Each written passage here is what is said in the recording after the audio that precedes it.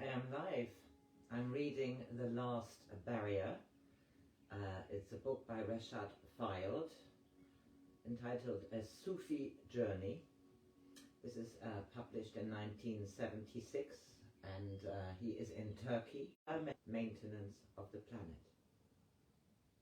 I couldn't remember the context of the sentence that had stuck in my mind, but I had left his apartment that night wondering what the point with no dimension was, and who or what constituted the work.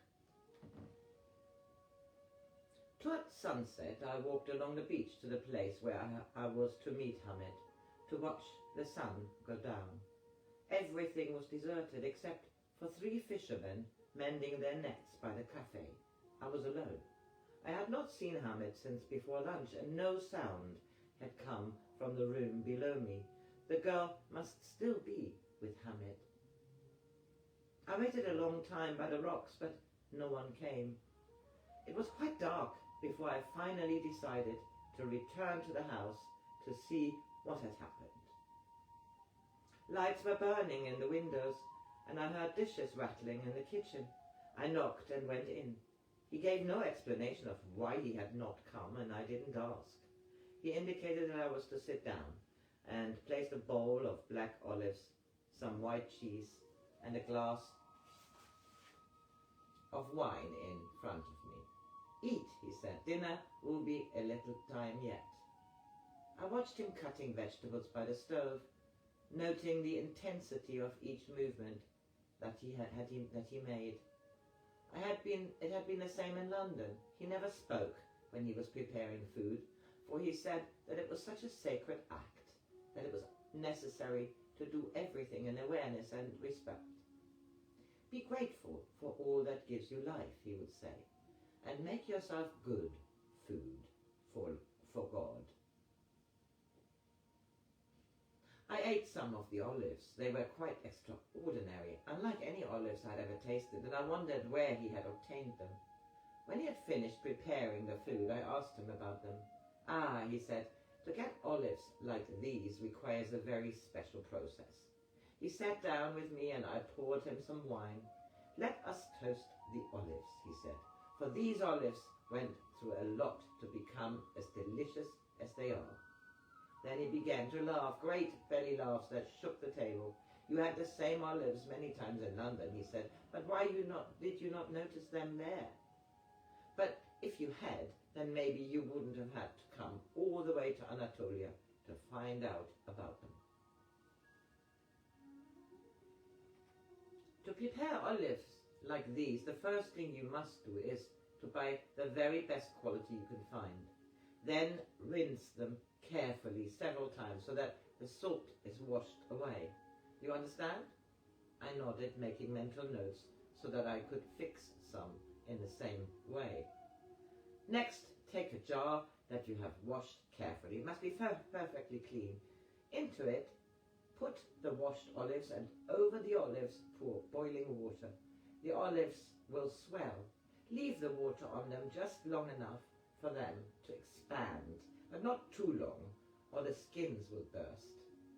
Then pour away the water and add some slices of lemon and some fresh mint. Finally, you fill up the jar with first pressing olive oil, the purest you can find, which is the essence of olives. Screw the lid on the jar very tightly and leave it for 40 days and 40 nights. Then they are perfect. Mind you, they are pretty good after 7 days." He was roaring with laughter again as he watched me, trying to memorize the process. "Come on," he said. "Set the table and let's eat. The olives can wait until tomorrow." We talked far into the night. He would not discuss the events of the day, and so to all of my questions he would say only, "That is another matter," or "The time is not yet right to discuss these things." He told me wonderful stories about the dervishes of Turkey and Persia. "You may meet some," he said, "but there is no need for you to go and find them. If your intention is clear, someone will come to you. Keep awake, though, or you will miss the moment." Before I left him for the night, he said that he would that he should pray. I tried to explain to him that I did not understand prayer, that I could not see the meaning or purpose of it. Then pray that you will understand, he said impatiently. Devotion is necessary in our path. The trouble with you is that you don't believe in God. You only think you do. If you knew what I know, then you would pray. But the prayer I am talking about is beyond form. And where is your love and your gratitude? How many times a day do you remember to say thank you? You're completely dependent on God, and it is to him that all thanks are due. Until you can be truly grateful, you will always be in separation from God. You have forgotten about prayer because you have forgotten your dependence on him, so that prayer has become a mere vain repetition of words. That is not prayer. The prayer of which I speak is the prayer of the heart, the state where all life has become a prayer. You should get up in the morning and praise of him, and you should go to sleep in grateful thanks for all that you have been given. He may come with a thorn on which you tread to wake you up. He may come as the gentle wind or the rain. However he comes, and whatever he brings, it is necessary that you are grateful and that you acknowledge him, for praise and gratitude are like the two hands of prayer. He was silent for a moment.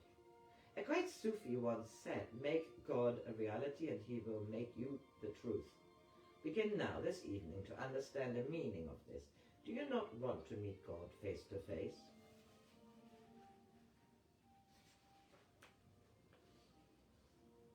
Feeling rebuffed and ashamed, I began, very quietly, at first, to acknowledge my thanks.